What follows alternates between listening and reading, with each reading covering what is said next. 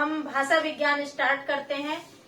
आज हम भाषा विज्ञान का पहला टॉपिक अपभ्रंश पढ़ेंगे और अपभ्रंश पढ़ाने के बाद हम अवहट्ट को अपभ्रंश से तुलना करते हुए आगे पढ़ाने का प्रयास करेंगे। तो हम शुरू अपभ्रंश।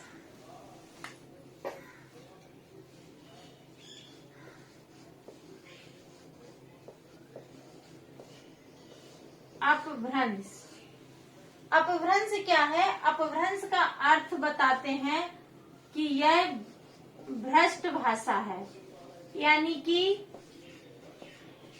भ्रष्ट भाषा का मतलब क्या हुआ?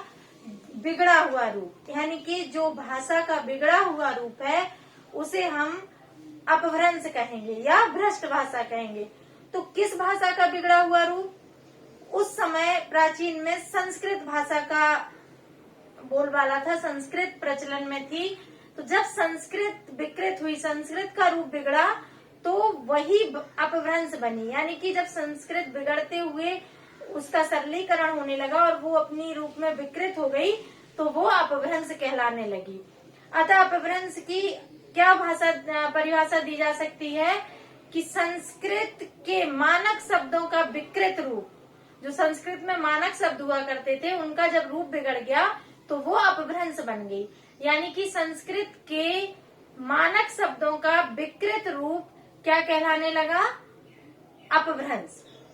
यही परिभाषा ब्याडी, पतंजलि, हेमचंद्र, दंडी जैसे विद्वान इसी परिभाषा को मानते हैं कि अपभ्रंश क्या है? संस्कृत के जो मानक शब्द हैं उनका विकृत रूप है, यानी कि बिगड़ा हुआ रूप है। ये कब का समय होगा? ये कालक्रम क्या होगा? तो इसका 11वीं शताब्दी से लेकर 11वीं 12वीं शताब्दी तक, मध्यकालीन आर्य भाषा की तीसरी व अंतिम अवस्था है। ये मध्यकाल की जो भाषा है उसकी ये तीसरी और अंतिम अवस्था कहलाती है। इसकी विकास प्रक्रिया को लेकर भी दोस्तों विवाद है। कुछ लोग तो कहते हैं कि इसका जो विकास है वो देसी शब्दों से हुआ है, कुछ लोग कहते हैं विदेशी शब्दों से। देसी का मतलब उस समय क्या था? संस्कृत, यानी कि संस्कृत से सीधी सीधी उसके रूप बिगड़े और ये अपभ्रंश का रूप ले ली। दूसरा क्या, इसमें विदेशी शब्दों का भी मेल हुआ है। तो हाँ, जैसे आक्रमण हुए कुछ जाटों के, गुर्जर्स के, इन आक्रमण के कारण जाटों की जो भाषा थी, गुर्जर की जो भाषा थी, वो भी अपभ्रंश में समाहित हो गई। अतः इस पे देसी और विदेशी दोनों का प्रभाव है। इसकी जैसे सुनीति कुमार चटर्जी ने कहा कि अपभ्रंश एक भाषा नहीं है बल्कि भाषिक विकास की स्थिति है। यानी कि क्या है कि जब हमारी हिंदी भाषा का जो विकास शुरू हुआ उसकी एक स्थिति अपभ्रंश है। यानी कि संस्कृत से हिंदी आने तक की जो प्रक्रिया है उसमें एक प्रक्रिया अपभ्रंश भी है, ऐसा सुनीति कुमार चटर्जी कहते हैं। तो आप दोस्तों भूमिका में लिखेंगे कि अपभ्रंश संस्कृत के मानक शब्दों का विकृत रूप है। इसकी पुष्टि ब्याडी, पतंजलि और हेमचंद्र तथा दंडी जैसे विद्वान करते हैं। इसका कालक्रम 5वीं शताब्दी से लेकर 11वीं 12वीं शताब्दी तक है। यह मध्यकालीन आर्य भाषा की तीसरी और अंतिम अवस्था है। चूंकि इसमें देसी और विदेशी को लेके कुछ विवाद है, परंतु देसी और विदेशी दोनों के ही शब्द इसमें मिलते हैं। यह वास्तव में एक भाषा नहीं बल्कि भाषा का क्रमिक विकास की एक प्रक्रिया है। सुनीति कुमार चटर्जी ने ऐसा बोला है। ये हम उनका स्टेटमेंट दे देंगे जो आपको पीडीएफ में मिल जाएगा। दूसरी, अब ये देखिए कि जो अपभ्रंश है ये कहाँ बोली जा रही है। तो अपभ्रंश भाषा जो है वो हिंदी प्रदेश के उत्तर पश्चिम भूभाग में बोली जा रही है। यानी कि दिल्ली और राजस्थान का जो एरिया है ये हमारे, अगर आप इंडिया के मैप में देखेंगे तो ऐसे करके जो ये बनेगा,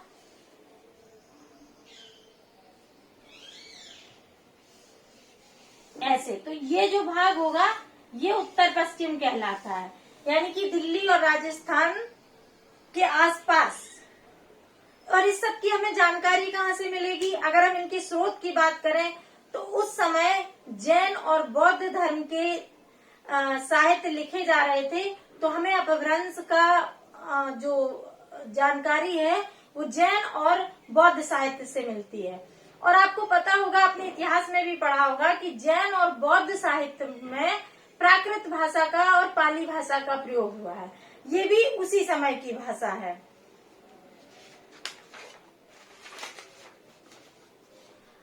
अब इसकी संरचना देख लेते हैं कि चूंकि अपभ्रंश की ये तो परिभाषा और भूमिका हुई, अब इसकी संरचना कैसी होगी ये भी देख लेते हैं।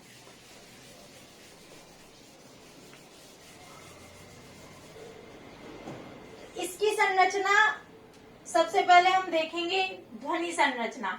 प्रश्न भी इसी तरह पूछा जाता है, इसकी विशेषताएं लिखिए, ध्वनिगत विशेषताएं लिखिए, या व्याकरणिक विशेषताएं लिखिए, या शब्दकोशी विशेषताएं लिखिए। तो ध्वनि संरचना, ध्वनि किसको कहते हैं? जो हमारे अक्षर होते हैं वही हमारी ध्वनियां होती हैं। वर्णमाला में जो अक्षर होते हैं उन्हीं को हम ध्वनि कहते हैं। तो ध्वनि में सबसे पहले हम देखेंगे स्वर। स्वर दो प्रकार के होते हैं, दीर्घ और ह्रस्व। दीर्घ जो बड़े होते हैं जैसे आ, बड़ी ई, उ, और ह्रस्व स्वर होते हैं आ, ई, उ। ठीक है, इसमें जो ह्रस्व स्वर हैं और दीर्घ स्वर हैं, इन दोनों में जो आज की वर्णमाला है उसके ए और ओ ये नहीं है। ठीक है, ए और अ नहीं है। तो कौन कौन से स्वर हैं? तो ह्रस्व स्वर में है आ, ई, उ, ए, ओ। आ, ई, उ, ए, ओ। और दीर्घ में है आ, ई, उ, ओ, ए। ये दीर्घ और ह्रस्व स्वर हैं। आप इसे याद कर सकते हैं। सब बोलते हैं भाषा विज्ञान याद करना कठिन है, तो आप देख सकते हैं कि जब हम स्वर लिखेंगे तो कौन कौन से स्वर नहीं है। हमें दो स्वर याद रखना है मात्र, कि जो आज की वर्णमाला के ए और ओ दो स्वर नहीं है, बाकी सभी स्वर इसमें मिलते हैं, जिसमें ए और ओ भी आता है अपभ्रंश में। एक विशेषता हो गई। दूसरा, इसमें ऋ नहीं है, ये नहीं है। तो जब ऋतु लिखना होगा तो कैसे लिखेंगे? ऋतु। ठीक है, या इसकी जगह पे हम उ का भी प्रयोग कर देते हैं, तो इसको हम उतु भी लिख सकते हैं। ठीक है, इसी तरह अगर हमको ऋण लिखना है तो हम इसे ऋण लिख देंगे, या हमको ग्रह लिखना है, ये वाला जो रा होता है ये इसी का होता है, तो ग्रह को हम गेह लिख देंगे। ठीक है, समझ में आ रहा है?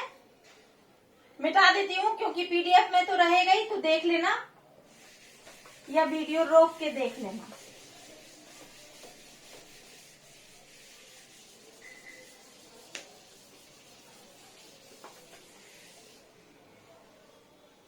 अगला ये है कि ये जो भाषा है, अगली विशेषता इसकी है। एक विशेषता क्या हो गई कि स्वर की क्या विशेषता है कि स्वर में ए और ओ नहीं है, ऋ नहीं है, और क्या है, ये जो भाषा है ये उकार बहुला है।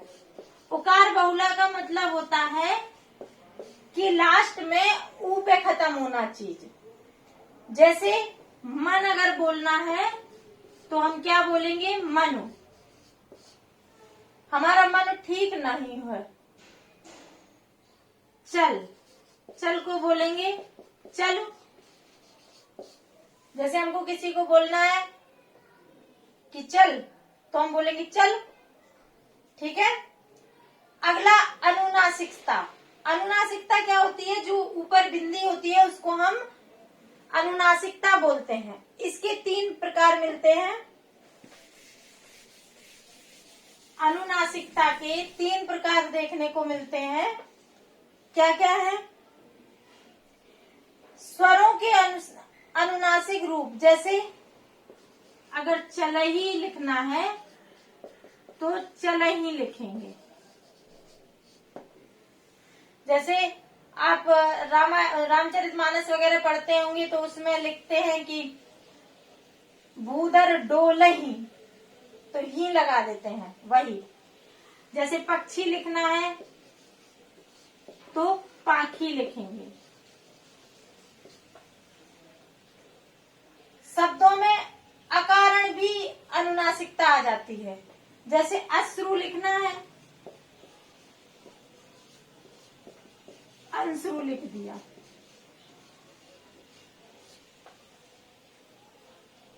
निर्नासुक, कभी कभी कहीं कहीं पे आपको जो अनुनासिक होना चाहिए उनको निर्नासुक कर दिया। जैसे निर्नासुक, सॉरी, निर्नुनासिक।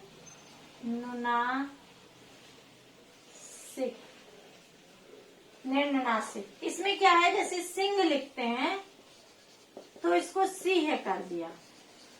सिंह तो शुद्ध शब्द था, इसका विकृत हो गया सिंह। जैसे विंशति को 20 बोलते हैं, इसका क्या कर दिया? 20। अभी भी हमारे बहुत सारे शब्द ऐसे हैं हिंदी में जो मानक हिंदी में आ गए हैं पर संस्कृत के तत्सम के हिसाब से बिगड़े हुए हैं। जैसे हम संस्कृत में हस्त होता था और हम हाथ बोलते हैं, तो हाथ भी क्या है? एक तरह से तद्भव है, अपभ्रंश है। व्यंजन के उपयोग को सरल बनाने के लिए संयुक्त व्यंजन के मध्य स्वर लगाने की प्रक्रिया थी। जैसे संस्कृत में क्या लिखते थे? जैसे क्रिया लिखना है तो संयुक्त व्यंजन का प्रयोग करते थे संस्कृत में। अपभ्रंश में क्या किया? इसको क्रिया कर दिया, तो ये सरल हो गया। उसी तरह कई कई जगह स्वरों का लोप कर देते हैं। जैसे लज्जा, लज्जा में ये वाला स्वर लोप कर दिया लास्ट का और इसको लाज बना दिया। ठीक है। व्यंजन माला में जब व्यंजन माला देखेंगे तो पूरी व्यंजन माला में देखेंगे कि कौन कौन से अक्षर नहीं है। तो उसमें जो आज की व्यंजन माला है उसमें इंगा नहीं है, आया नहीं है, ना नहीं है, सा नहीं है, शा नहीं है, ये नहीं है। ठीक है। अंत व्यंजन का भी लोप है। जैसे पहले जगत लिखा जाता था, जगत। ये जो आधा ता होता है, जब इसमें स्वर मिला होगा तो ये पूरा ता हो जाएगा। ता प्लस आ बराबर ता होता है, यानी कि इस ता में स्वर मिला हुआ है। जब इसमें से आ हटा देंगे तो ये ता बनेगा, यानी कि जगत में स्वर नहीं है, लास्ट में क्या है? व्यंजन है, तो इसको जग कर दिया, यानी कि ये वाले व्यंजन का लोप कर दिया और लास्ट में स्वर आ गया। क्योंकि गा में भी गा प्लस आ होगा, तब ये गा बनेगा। ऐसे ही जगत लिखते हैं, ऐसे ही महान लिखते हैं, महान का ना हटा दिया, महा कर दिया। ठीक है। अगर कुछ प्रॉब्लम हो तो बाद में हमें मैसेज या फोन करके पूछ लीजिएगा, क्योंकि सामने रहने पर तो पता चलता है किसी को क्या समझ में आ रहा है क्या नहीं, पर सामने न रहने पर अपने मन से पढ़ाती हूँ तो अंदाज लगाती हूँ कि समझ में आ गया होगा। संयुक्त व्यंजन प्रायः समाप्त होने लगे। संयुक्त व्यंजन क्या हुआ, समाप्त हो गया। जैसे मैंने अभी बताया कि क्रिया में क्या किया, ये क्रिया हटा के ऐसे क्रिया लिख दिया।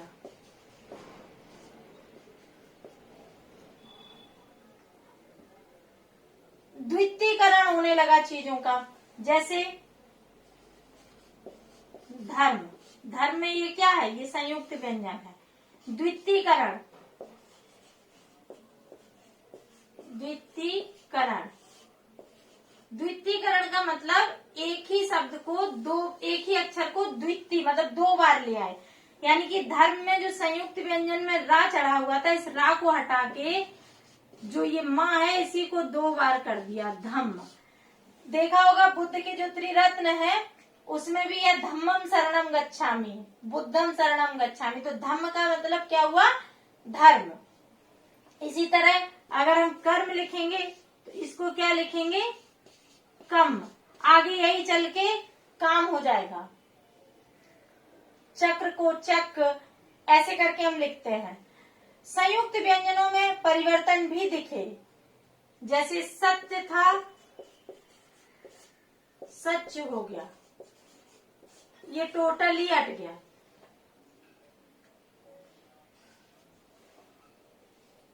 अल्प प्राण व्यंजन, अल्प प्राण व्यंजन क्या होते हैं, जो व्यंजन माला के जो शुरू के अक्षर होते हैं, जैसे का हो गया, चा हो गया, ये सब अल्प प्राण है। तो अल्प प्राण में क्या होगा, अल्प प्राण में क्या होगा, आ जो है वो या में बदल जाएगा। या में बदलेगा तो क्या हो जाएगा, जैसे हमको वचन लिखना है तो वचन में जो चा है ये अल्प प्राण अक्षर है, ये क्या हो जाएगा, वयण हो जाएगा। ठीक है। महाप्राण जो है ये अल्प प्राण हुए, महाप्राण जो है हा में परिवर्तित हो जाएंगे और हा में आ या में, ये हा में बदल जाएगी। कैसे, जैसे दधी लिखना है तो दही हो जाएगा, अगर मुख लिखना है तो मुंह हो जाएगा। ठीक है, समझ में आ रहा है आपको, ध्वनिगत विशेषताएं समझ में आई, क्या क्या था एक बार रिकॉल कर लेते हैं। बहुत बड़ा बड़ा नहीं बनाऊंगी, छोटे छोटे करके समझा दूंगी। अपभ्रंश में सबसे पहले हमने अर्थ बताया था, तो अर्थ क्या था कि अपभ्रंश जो है वो भ्रष्ट भाषा है, यानी कि संस्कृत के मानक शब्दों का बिगड़ा हुआ रूप क्या कहलाता है, अपभ्रंश कहलाता है। जो विद्वान ब्याडी, पतंजलि, हेमचंद्र और दंडी थे उन्होंने इसकी पुष्टि की है कि ये मानक शब्दों का विकृत रूप है। इसका समय क्या था, इसका समय 5वीं शताब्दी से 11वीं शताब्दी तक था। विकास प्रक्रिया में माना गया कि इसमें जो विवाद था कि ये देसी है कि विदेशी, तो सिद्ध हुआ कि ये दोनों है। इसमें जाट और गुर्जरों के भी शब्द मिलकर ये विदेशी शब्दों को भी ग्रहण किए है और देसी शब्द तो है ही चूंकि संस्कृत से आई है। और सुनीति कुमार चटर्जी जैसे विद्वानों ने माना कि ये स्वयं एक भाषा नहीं है बल्कि भाषा विकास की एक प्रक्रिया है। और ये कहाँ, इसका क्षेत्र क्या था, इसका क्षेत्र पहले भारत का उत्तर पश्चिमी भूभाग इसका क्षेत्र था। और इसकी जानकारी हमें कहाँ से मिलती है, तो इसकी जानकारी हमें जैन और बौद्ध धर्म के स्रोतों से मिलती है। उसके बाद हमने आपको विशेषताएं बताई, ध्वनिगत विशेषताएं। ध्वनिगत विशेषता के बाद हम आपको व्याकरणीय संरचना बताएंगे, लेकिन इसके लिए हम अलग वीडियो बनाएंगे। हम छोटे छोटे वीडियो बना के आपको पढ़ाएंगे। और इसके बाद जैसे ही अपभ्रंश खत्म होगा तो अपभ्रंश की तुलना हम अवहट्ट से करेंगे ताकि आपको अवहट्ट ही समझ में आ जाए और अवहट्ट और अपभ्रंश में अंतर क्या है ये भी पता चल जाए, क्योंकि क्वेश्चन दोनों तरीके से पूछे जाते हैं। आप हमें मैसेज करके व्हाट्सएप पे ये जरूर बता दें कि आपको समझ में आ रहा है या नहीं। धन्यवाद।